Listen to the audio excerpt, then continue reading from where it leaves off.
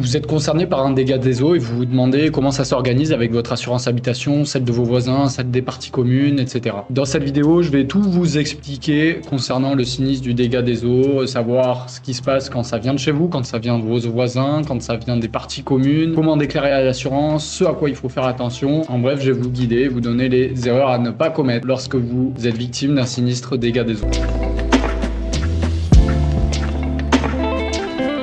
Alors déjà, ce qu'il faut savoir dans le dégât des eaux, c'est que c'est un des sinistres les plus fréquents en France, largement devant les incendies et même devant les vols et les cambriolages. Je vais vous expliquer du coup ce que vous devez faire, notamment quand il y a une fuite chez vous, chez votre voisin ou dans les parties communes, comment ça s'organise entre les assurances, quand intervient l'expertise, à quel moment faire un constat amiable, etc. Et vous allez pouvoir suivre en même temps avec les diapositives qui sont projetées devant vous. Alors d'abord, on commence par les démarches immédiates. Si jamais vous êtes concerné par un dégât des eaux, bien sûr, coupez l'eau. Bon, ça, à mon avis, c'est déjà fait. Pour limiter les dégâts, bien sûr, pour pas aggraver la situation, notamment pour les logements voisins. Aussi, ce qu'il faut faire, si jamais vous êtes touché par ce dégât des eaux, vous prenez votre bailleur, si jamais vous êtes locataire. J'ai mis ou le syndic, mais également le syndic si c'est une copropriété. C'est-à-dire que si vous vivez, par exemple, dans un immeuble, prévenez également le syndic ou bien vous pouvez demander au bailleur de le faire. Il faut aussi déclarer le sinistre à votre assureur sous 5 jours. C'est important, c'est dans les premières démarches à faire, notamment si jamais il y a des questions de responsabilité pour savoir l'origine de la fuite, etc.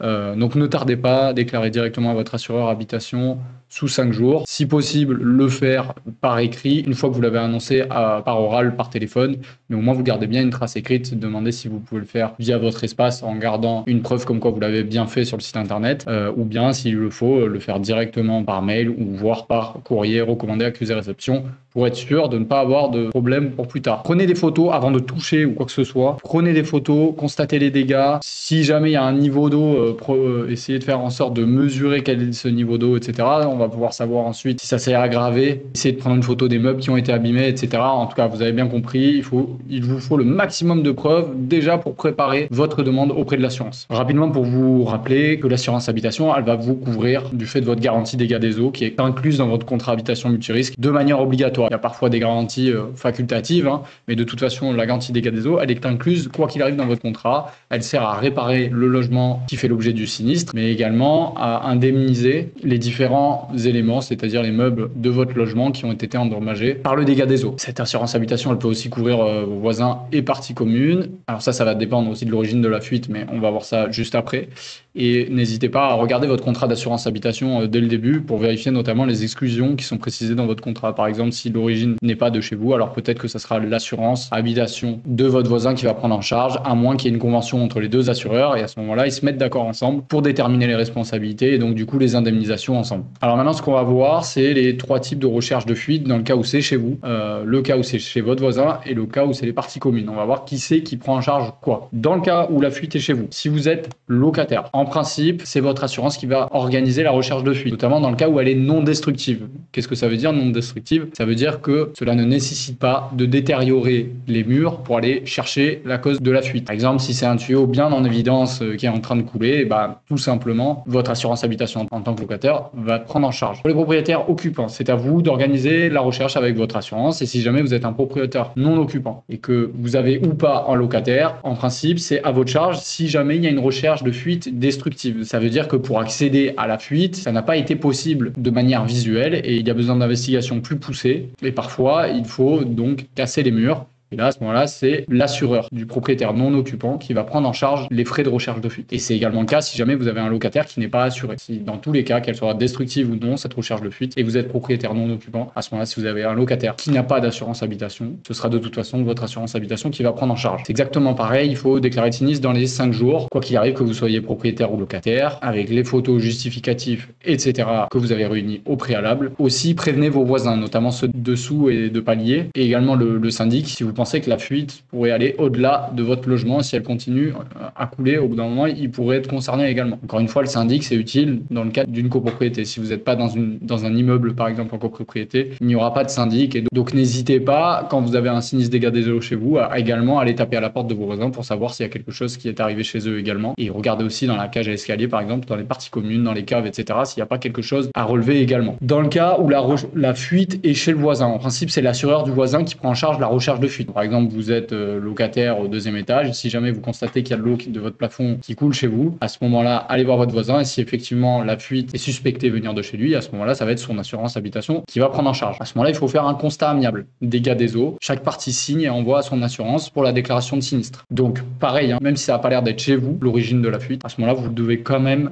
déclarer le sinistre à l'assurance habitation. Sauf que là, vous allez pouvoir aussi envoyer le constat amiable que vous avez fait avec votre voisin au préalable. Et à ce moment-là, il y aura une recherche de fuite qui sera faite par son assureur à lui ou son propriétaire non occupant. Vous l'avez compris, c'était la slide d'avant. N'hésitez pas à coordonner avec également le syndic, bailleur et vos voisins dans ce cadre-là, parce qu'il est possible que si vous avez de l'eau chez vous, il y a aussi de l'eau dans les parties communes et également chez d'autres voisins. Donc n'hésitez pas à aller voir les autres voisins et prévenir le syndic si jamais c'est encore une fois un immeuble en copropriété, puisque toutes les assureurs vont se synchroniser par rapport à cette recherche de fuite, par rapport à l'indemnisation des différents sinistrés et surtout, vous êtes certain de bien suivre l'évolution du traitement du sinistre. Enfin, si jamais la fuite est suspectée venir des parties communes ou s'il n'y a pas d'origine connue, voilà 2 cas dans cette slide qui sont traités. D'abord, les parties communes, là vous l'avez compris, c'est le syndic qui va activer l'assurance de la copropriété, donc il faut bien prévenir le syndic. Donc là, pareil, prenez des photos, constatez et informez le syndic. Si jamais l'origine est indéterminée, alors à ce moment-là, il faut contacter votre assureur, le syndic, et n'hésitez pas aussi à aller voir vos voisins pour que tout le monde déclare à l'assurance et ensuite il y aura une recherche de fuite et la prise en charge de la recherche de fuite sera déterminée ultérieurement après une potentielle expertise pour savoir d'où venait la fuite à l'origine. Encore une fois, là, les assureurs habitation vont se mettre d'accord entre eux. Parfois, il y a même des conventions et ils vont déterminer les responsabilités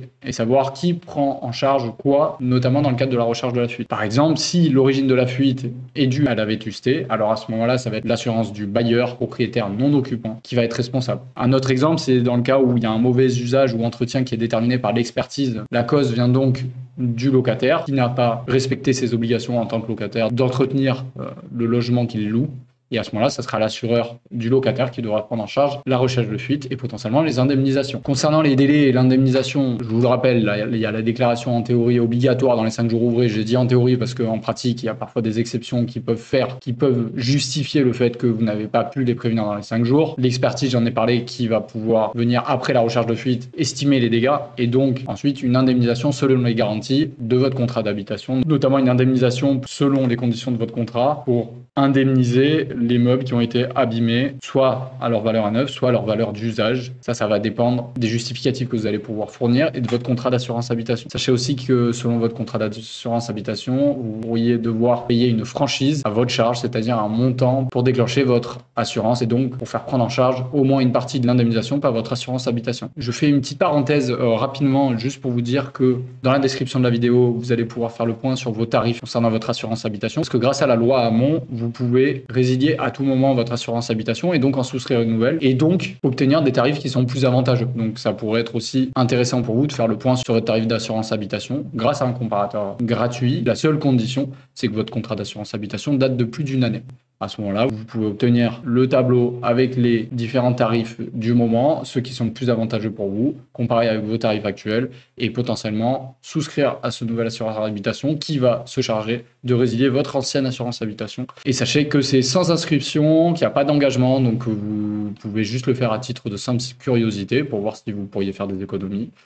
Que c'est un partenariat rémunéré et que ce comparateur, il est proposé par un partenaire à moi qui me rémunère pour le mettre en avant dans ma vidéo. C'est un comparateur qui est immatriculé à l'ORIAS, donc c'est-à-dire que c'est légal et c'est un gage de qualité. Vous allez obtenir des devis personnalisés en seulement 3 minutes et sachez également que dans la description, vous pourrez télécharger un pack de modèles de courrier gratuits, notamment pour déclarer le sinistre dont vous faites l'objet, par exemple dans le cas d'un dégât des eaux. Vous verrez dans le pack, il y a différents modèles de courrier qui peuvent vous être utiles dans le cadre de votre contrat d'assurance habitation. N'hésitez pas, c'est gratuit également et c'est en description également de la vidéo. Voilà, ça c'était juste le petit instant en promotion. On en revient à notre sujet. Pour résumer ce que vous devez faire, même si je ne l'ai pas écrit là dans cette slide, d'abord lisez votre contrat, déterminez les exclusions qui doivent être claires dans votre contrat, déclarez par écrit si possible une fois que vous avez eu l'assureur au téléphone, que vous avez limité les risques d'aggravation de la fuite et que vous avez prévenu l'ensemble de vos voisins, également le bailleur, mais également le syndic. Lorsque vous déclarez votre sinistre à l'assurance, vous donnez bien sûr votre identité, comme ça il détermine votre contrat, donc expliquer ce qui se passe, mais également fournir des photos du sinistre.